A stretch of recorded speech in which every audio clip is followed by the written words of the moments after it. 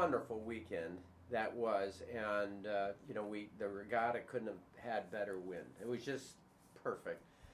It started probably 11-mile-an-hour winds, and it kind of went up to 13 or 14 by the end of the race, but we kind of were all warmed up by then. And I have to say that just the greatest fun. The winner was Boyd Perkins, and his older brother was second, Clark Perkins. They seem to win with those little waves, and they're very aggressive. And we use an averaging tool that says that on average the waves are a little slower than this boat, so they get an advantage. And you have a multiplier so that they get an advantage. So how many boats participated in the event? Yeah, we had 15 boats. 15? That's got to be the most ever. It was. It was the most That's ever. Wonderful. It was absolutely gorgeous. I mean, and they had a special salad bar, a taco salad bar at Pier 81 for us for $10. I mean, that was an unbelievably good deal. And but I don't think they made their money on their taco bar. They made their money on their what do you call a tomato juice? Bloody Mary. A Bloody Mary.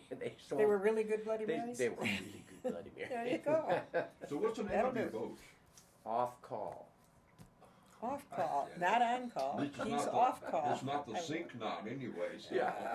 The other boat, we have another boat, a Wave, that Kevin Eichel and his niece sailed on, called it's called Early Joe. And the reason we named it Early Joe is, of course, my mom, Jody, gave me the money from the sale of the El Camino that my dad had purchased for her. And then after he died, she sold the El Camino and then gave us the money for the boat to pay for the Wave, the Hobie Wave, 12-foot, fun little boat. So you named it and for I her. named it for her. Well, my dad's name was Earl E. Home. We called him in the phone book, it was Home Early. So it was Early Joe. And that's kind of like, it's first morning coffee, too. Sure. It had a nice ring. Early Joe. So Good call. Hey, should we try the radio program? we could talk about Okay. medicine. Well, why don't we introduce it so we make it official? I'm Joan Hogan, and I'd like to welcome you to the Prairie Doc Radio program. Rick Holm is in the studio, as you know, ready to answer your questions. Dr. Holm's specialty is internal medicine. He's a primary care physician with the Avera Medical Group Brookings, and he's also a clinical professor at the University of South Dakota's Sanford School of Medicine. Now you can cover a topic you'd like. What would it be, Dr. Holm? Well, tomorrow night's show is a special from the year before, this last year, on excessive use of opioids. Opioid is the word for the narcotic medications that we've been prescribing. And over the years, I've seen the trend to move toward more and more narcotic pain relief. Part of the reason was we realized the danger of the non-steroidal anti-inflammatories, the ibuprofens, the Aleve, the Advils, and then what's more, we realized the danger of Tylenol, acetaminophen. And so because of that tendency to move away from the use of the over-the-counter available and non-steroidal anti-inflammatory drugs that we use for so many years for pain, we moved toward the narcotics. The common one is Vicodin, which is a brand name of hydrocodone with acetaminophen. And it's an effective pain medicine, and we prescribe it appropriately, I think, but maybe too appropriately or too much. In fact, I think there's something like 60 Vicodin tablets prescribed per man, woman, and child per year in this state, and it's worse in others.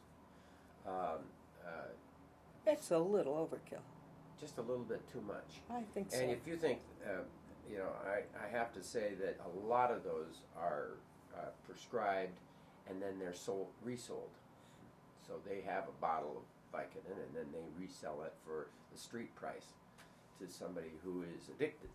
Now, are there people who are addicted? I've seen some of the nicest, finest, most ethical people in the world hooked on narcotics. They really do get hooked, and it's dangerous.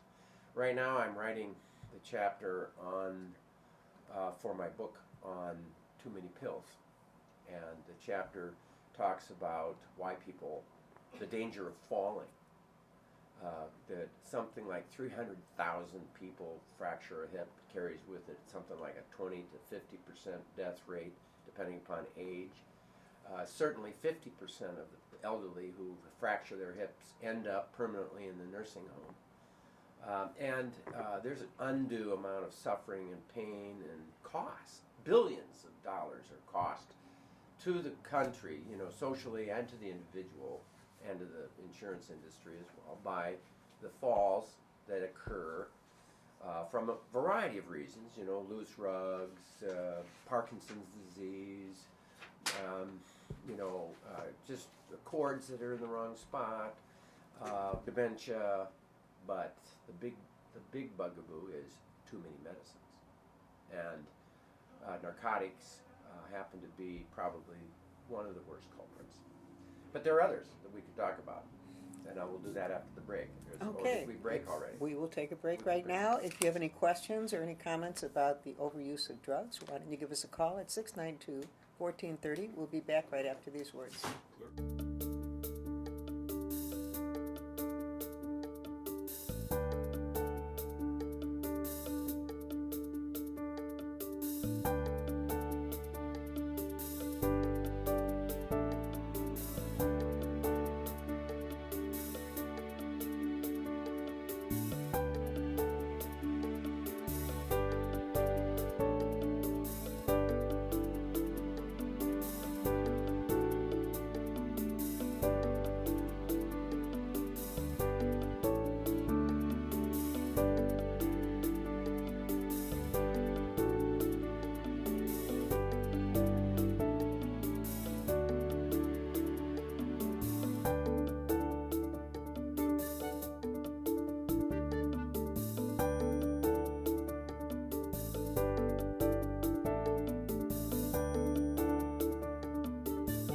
Welcome back to Prairie Doc Radio. We're happy to have you listening today. Dr. Rick Holm is here, and we're discussing the overuse of drugs because tomorrow night on the On-Call television program on South Dakota Public Television at 7 o'clock, they will have a program on pain medication, and there are two doctors, one from Rapid City, one from Sioux Falls, who joined Dr. Holm on this discussion, and it's a very important discussion. There are, well, of course, the singer who just died, overdose of opioid. Yes. Prince. Couldn't think of his name. Prince. You wouldn't think I'm getting Alzheimer's, would you? No. The words do not come anymore. I'm working on it. You forgot the word Carnegie Hall this morning? Oh, no, it was, yeah, I remember a different that. word. But Opie, Prince. But really, Prince. it is in the news now because and Michael Jackson, really, it was an overdose of a drug. so many people are overdosed on these narcotics is narcs. And you said the reason doctors kind of went to them is they saw the problems with over-the-counter meds. Do doctors almost wish they could take back that thought and survive with the over-counter? Oh, and I mean, what happens is, I have to say that we are, a compassionate group. We are here to help the patient. The patient comes in and says, oh, I really need, and I want this, and I want that. And, probably there's a weakness in the way we care for our patients. We're one-on-one, eyeball to eyeball, and we give them too often probably, what they want. I want an MRI. I had two people ask me for an MRI yesterday for their back. Well, it's a preoperative deal, and if you did an MRI on people in the street, it always looks awful. I mean, we just gain so much arthritis from just living in our backs that they all look terrible. The major reason to do surgery is loss of a nerve function and not a MRI. But people come in and they want something, and so we have a tendency to give it to them because we are compassionate and we listen hard. And when people come in and they ask for pain medicine, we will commonly give it one time, maybe two times. The third time, and you go, is there something wrong here? And so it's a burden really to be on walk-in clinic and people coming in with, and they go, oh, the nurse will raise their eyebrow and say, usual suspect, wanting narcs. And then you go in and you're all geared ready to say no, and half the time you're able to, and then half the time they're so convincing, and or you only give them a certain amount, and you make them a compact that you will do this or that, and that you'll only go to one pharmacy, and blah blah blah, and it's end up that same game. They got it, they got the drug, they got it out of you. So I'm it's a tough terrible story. People become. I had a physician friend who became addicted to narcotics, and it almost destroyed his life, her life. This person from another area ended up losing her license, and got it back, and is back providing really loving care. I mean, a good person. But it really hooked them. And we were talking about this the other day, and I said out loud, in the presence of my wife, we cleaned the drugs drawers in our bathroom the other day, and I found a prescription that Dr. Reitz had given me when I had a huge abscess in the back of my throat that he drained with a needle. The pus came out. I mean, wow. He gave me a prescription for a powerful narcotic. And then I had another one after I had eye surgery for a powerful narcotic.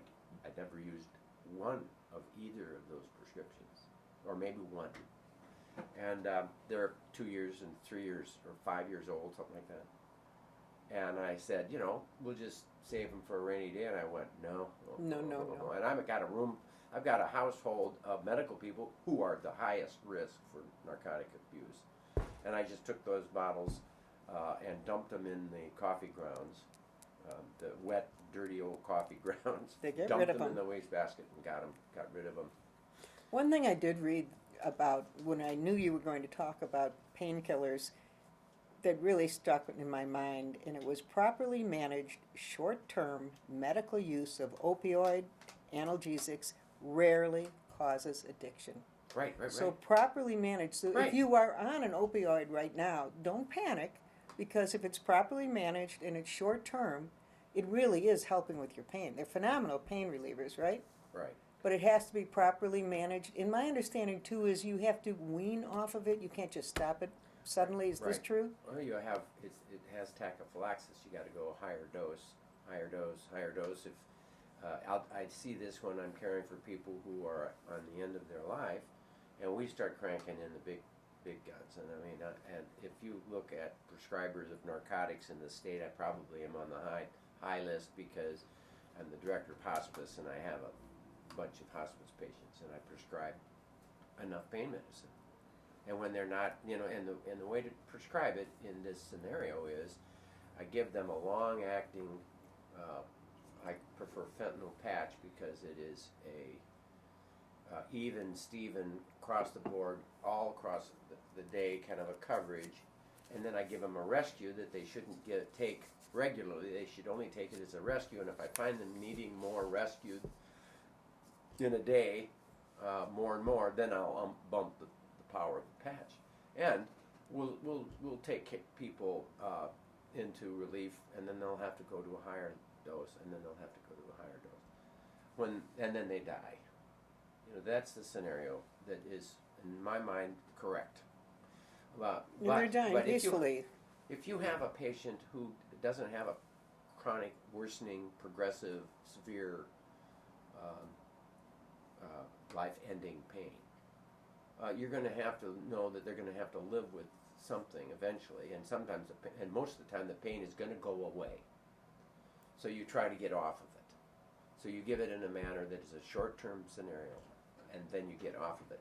Sometimes you'll try other medicines that will help get off of it, like gabapentin or pregabalin, which are neuroactive medicines. They're commonly used for seizures too. Or you'll use the non-steroidals, the Advil, the Aleve, ibuprofens, and the naproxens, those kinds of things. But when you abruptly stop a narcotic, you will have withdrawal discomfort. It's not the end of the world.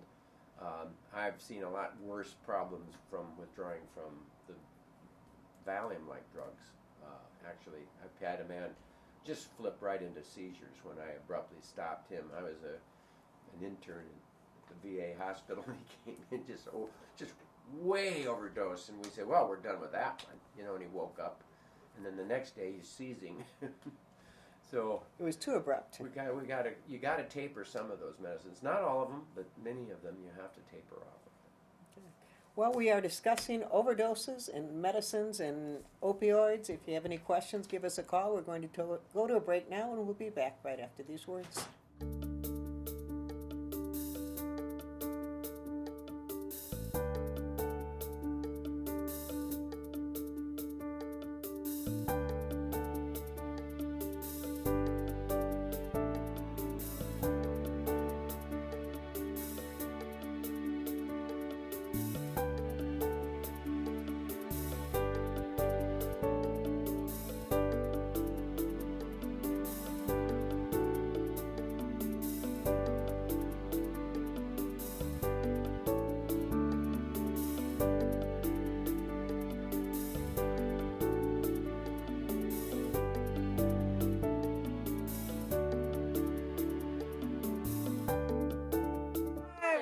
Welcome back to Prairie Doc Radio. We're happy to have you listening today. Dr. Holm has been discussing the overuse of drugs, and during the break, Bob had a comment. We'd like to hear yours, Bob. Well, I kind of hate you, but I was reading, I'm a Civil War buff, I was reading about how back about 1865 or so, 1864, they invented the syringe and the hypodermic needle. They were able to administer morphine, and it was a blessing for these poor soldiers that had to endure all the amputations and injuries that they'd received.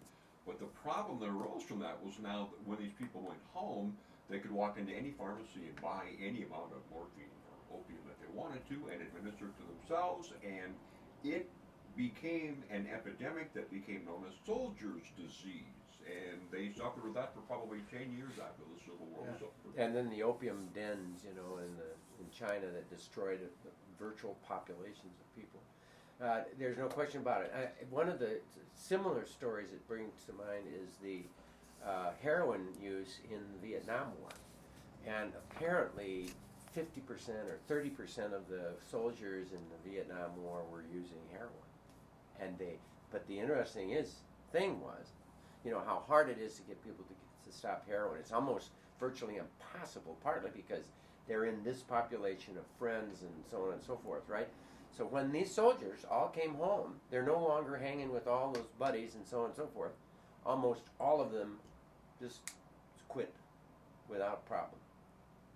And it really does say to you how powerful the addiction can be related to the societal circle that you're hanging with. It's the same story with alcoholism. People can't seem to get off of alcohol because it's such a societal norm. And that's what you've done with your friends as a social interactive thing. I talked with a guy yesterday who told me he thinks he might be drinking too much.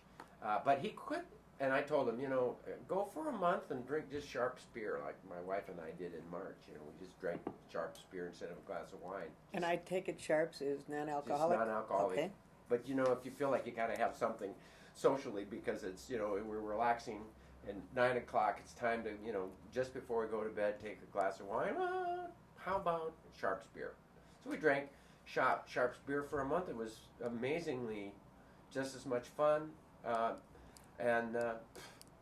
Hanging with my buddies, the only problem was the jokes got less funny. Because you were sober and they weren't. That was the story. That was the story that I heard yesterday from this friend.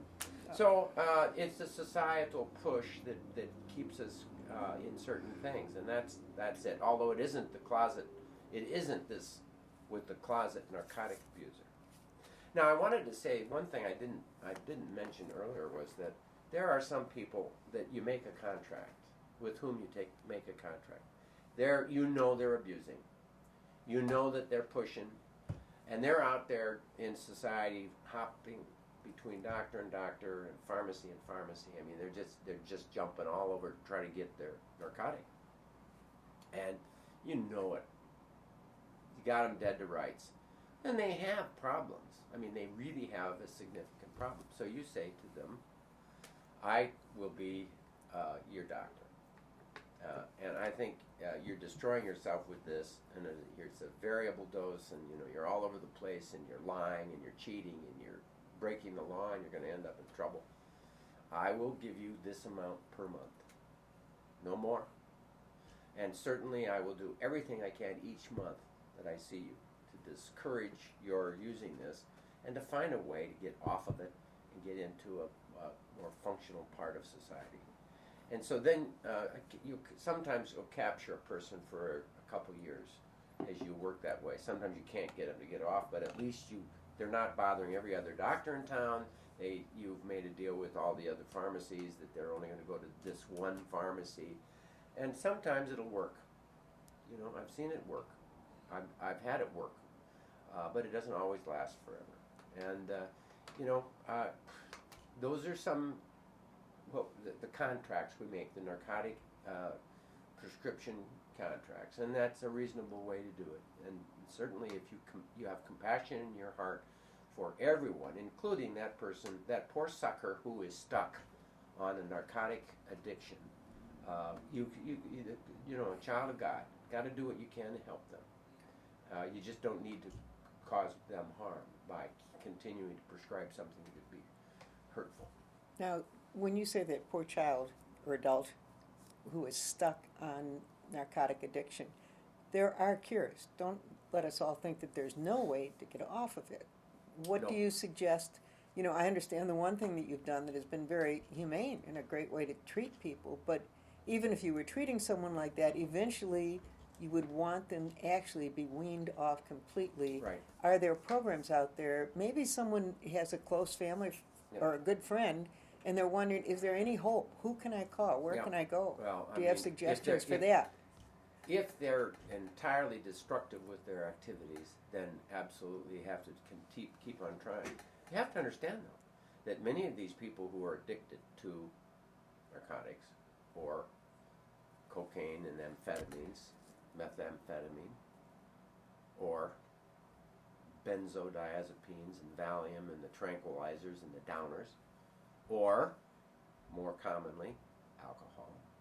All of these people, if they continue in that destructive manner, sometimes there's nothing you can do. It'll just kill them. It just kills people. But there's an interesting study, and I share it before we end the hour, or the half hour, that they did this long study. It was in the Journal of the American Medical Association, and it's probably a 20-year-old article. But I've quoted it so many times because I've used it in my teaching when I was at Emory, and I mean it's a very important article to me because it was a big VA study, and they had people who were addicted to the uppers, the methamphetamine-like drugs. Most of these people were snorting cocaine. And they had a group of people that were addicted to the downers, and these were Valium, Ambien, almost all the sleeping pills, not trazodone, but which is a totally different group of drugs. But the benzos, the sleeping pills, the Valium-like medications. And then they had a third group that was addicted to narcotics. They were on methadone, they were on heroin, they were on morphine, they were on all of at the time, codeine was the big thing at the time. Fentanyl wasn't invented yet. So they followed them for 20 years or something like that, okay? And what did they find? They found that the people that were taking the uppers, the speed, the cocaine, many of them flipped out, went into schizophrenia, were in insane asylums, and became severely paranoid, and or destroyed themselves in one way or another because it's the rat stage. They'll sit. All of the other drugs won't kill them, but the rats will push that cocaine button until they're dead. It just kills them. Worst toxicity. The second worst toxicity was the downers. The downers. The people who were taking and stuck on the benzos, which are horribly addictive. Very hard to get people off of Ambien or Valium or any of those downers, because when you stop them, you have withdrawal anxiety. You know, what it does is it suppresses all this anxiety. Well, all that comes back when you're getting off of it, so that's why you have to taper. But what had happened to these people? These were downer people. They were, many of them had committed suicide. They had chronic and severe, unrelenting depression, and it brings people to depression. It causes memory loss, and it's horribly addictive. So why would I ever prescribe those drugs? I prescribed like 10 at a time, max, where people were traveling to China and have to try to get some sleep and orient themselves to a sleeping thing. That's about all the time. I'll give it to them in the end of their lives sometimes. But I hate to, because then they'll forget. You're wiping out their memory, but what the heck, they're dying. The third group are the narcotics. What happened to the VA patients who were on narcotics? Nothing. 20 years later, they're all on it, and they're just plugging along just fine. In other words, the ones that we've said were so bad, heroin's the worst, it's just the terrible worst, was just very addictive, but some people seem to have an opioid need in their brain and they just go on it. And so my point is, it's a bad drug. It's bad, and we're prescribing more and more, and people are clamoring for it, and so on and so forth. But I see the most destructive drugs out there right now really are the methamphetamines and the abuse of amphetamines. There's a time for amphetamine use, I think, but only in a secluded, secure, special group. Second group, the worst is the downers and the Valium. And narcotics should be avoided, but they don't destroy personalities like the other two. The other two are really horrible on their personalities. Yeah. You know, normally we take a third break, but we're not going to, because there's just 2 minutes remaining. Again, you didn't quite answer my question, though. I want an answer. You know, I always want you to solve, to cure. You can't quite cure, I realize. I'm not excited about special places to go, because they don't seem to have full of success. The places that I have found that have been the most success is in Teen Challenge here in our community. I was going to mention that. Teen Challenge has to be one of the biggest successes ever. They started about 40 years ago, because they started about the time my daughter was born. That's what I remember. But they're only for males. They're generally younger. It's like a 16-week program. But they're successful, and that's good. It's not 16 weeks. It's 16 months, 13 to 16 months. It's more than weeks. Yeah. And it's expensive, but it's the only hope, and it really has to do with higher powers. It's letting go of control and having a male mentor, because that's what has been missing in many of these people's lives. But it's only for males, so that's the sad part. Bob, we're running over. We're running over time. All right, we're going to close it. We hope you've enjoyed our Prairie Doc radio program, and we'll listen again for Prairie Doc, brought to you by the Avera Medical Group Brookings. You can always hear and see more from Dr. Holm online at prairiedoc.org. That's all for this week. Thanks, Dr. Holm. Don't miss the show tomorrow night on narcotics. And thank you, Joan. Thank you, Bob. Stay healthy out there, people.